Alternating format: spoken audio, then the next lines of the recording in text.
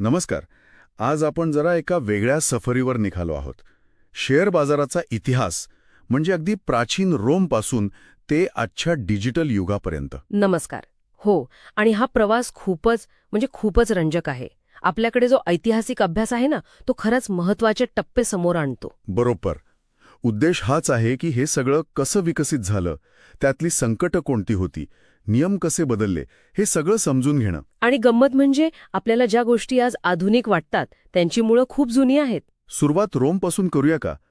ऐकलंय की तिथे लिमिटेड लायबिलिटी नव्हती. मग व्यवहार कसं चालायचे? हो, लिमिटेड लायबिलिटी नव्हती.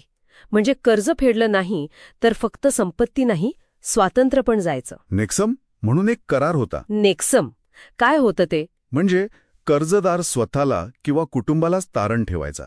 विचार करा, किती मोठा धोका. बापरे, म्हणजे व्यावसायिक आणि वैयक्तिक धोका एकत्रच.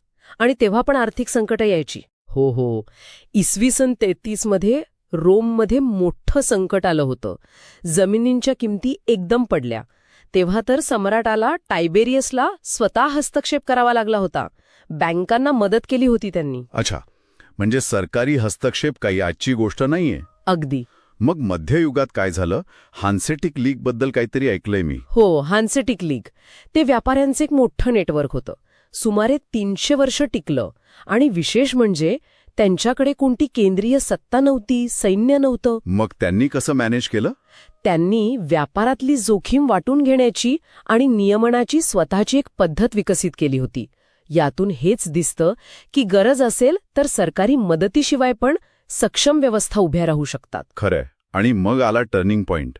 जॉईंट स्टॉक कंपन्या. डच ईस्ट इंडिया कंपनी, बरोबर? 1602. अगदी बरोबर. VOC जगातला पहिला IPO त्यांनी आणला. याचं महत्त्व खूप जास्त आहे. कसं काय? त्यांनी जे शेअर्स काढले ना, ते कायमस्वरूपी होते. म्हणजे गुंतवणूकदार ते एकमेकांना विकू शकत होते. आणि याचमुळे 1602 मध्ये एम्स्टरडॅम स्टॉक एक्सचेंज सुरू झालं. पहिला आधुनिक शेअर बाजार. आणि मर्यादित दायित्व पण इथेच आलं का? हो, इथेच ती संकल्पना रुजली. गुंतवणूकदाराची जबाबदारी फक्त त्याच्या गुंतवणुकीपुरती. वैयक्तिक मालमत्तेला धोका नाही. हाच तर आधुनिक कॉर्पोरेट जगाचा पाया आहे. अच्छा, म्हणजे यामुळे भांडवल उभारणी आणि जोखीम घेणं खूप सोपं झालं असणार. नक्कीच. लंडन स्टॉक एक्सचेंजची सुरुवात तर कुठल्याशा कॉफी हाऊसमधून झाली म्हणतात. हो, जॉनथनचं कॉफी हाऊस. कारण त्या दलालांना रॉयल एक्सचेंजमध्ये प्रवेश नव्हता म्हणे. तिथेच 1698 मध्ये पहिल्यांदा स्टॉक आणि कमॉडिटीच्या किमतींची यादी लागली. कमाल आहे. आणि मग हळूहळू 1773 मध्ये औपचारिक क्लब झाला. आणि 1801 मध्ये रीतसर नियमन असलेलं एक्सचेंज सुरू झालं. पण मग सट्टेबाजीचे धोके पण वाढले. हो, जसा तो 1720चा साऊथ सी बबल. अगदी तोच. साऊथ सी कंपनीच्या नफ्याच्या इतक्या अवास्तवपेक्षा वाढवल्या की शेअर्सचे भाव आभाळाला भिडले. आणि जेव्हा तो फुगा फुटला, मोठं नुकसान झालं लोकांचं. खूप मोठं. यातून पुन्हा एकदा नियमनाची गरज समोर आली. अशीच गडबड अमेरिकेतही झाली होती. हो, 1792च्या संकटानंतर न्यूयॉर्कच्या दलालांनी तो बटनवूड करार केला होता ना? बरोबर, बटनवूड करार. त्यांनी ठरवलं की फक्त एकमेकांबरोबरच व्यवहार करायचे. आणि यातूनच पुढे न्यूयॉर्क स्टॉक एक्सचेंज म्हणजे NYSE उभं राहिलं. पण खरी कसोटी तर 20व्या शतकात लागली. 1929चा वॉल स्ट्रीट क्रॅश. हो, तो फक्त बाजाराचा क्रॅश नव्हता, त्याने जागतिक महामंदी सुरू झाली. लोकांनी कर्ज काढून शेअर्समध्ये पैसे टाकले होते. आणि मग बाजार कोसळल्यावर सगळं संपलं. हो, अमेरिकेची अर्थव्यवस्थाच उद्ध्वस्त झाली. पण यातूनच शहाणपण आलं. म्हणजे मग कायदे आले? हो, 1933 आणि 1934 मध्ये महत्वाचे कायदे आले. आणि गुंतवणूकदारांच्या संरक्षणासाठी SECची स्थापना झाली, सिक्युरिटीज अँड एक्सचेंज कमिशन. अच्छा, SEC.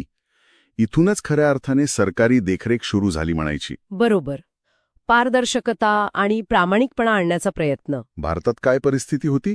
आपला BSE तर खूप जुना आहे. हो, बॉम्बे स्टॉक एक्सचेंज आशियातला सर्वात जुना 1875 मध्ये स्थापना झाली.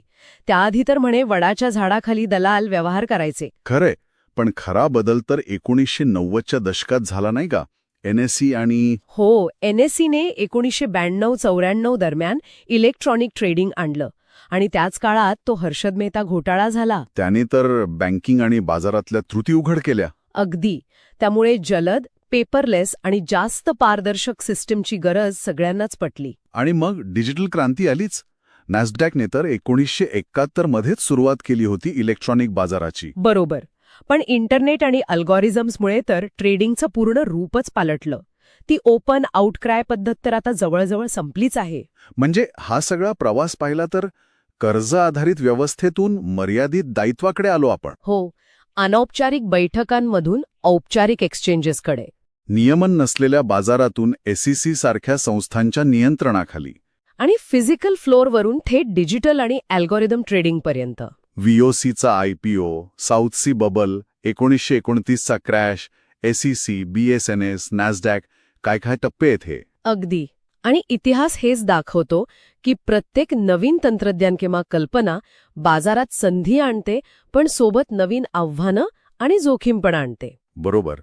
आज अल्गोरिदम आणि हाय फ्रिक्वेन्सी ट्रेडिंगमुळे बाजार पुन्हा एका मोठ्या बदलाच्या टप्प्यावर उभा आहे. त्यामुळे विचार करायला लावणारा प्रश्न हाच आहे की या नवीन तंत्रज्ञानामुळे भविष्यात अजून कोणती अनपेक्षित आव्हानं येऊ शकतात आणि त्यासाठी आपण म्हणजे बाजार आणि नियामक संस्था कसं तयार राहणार.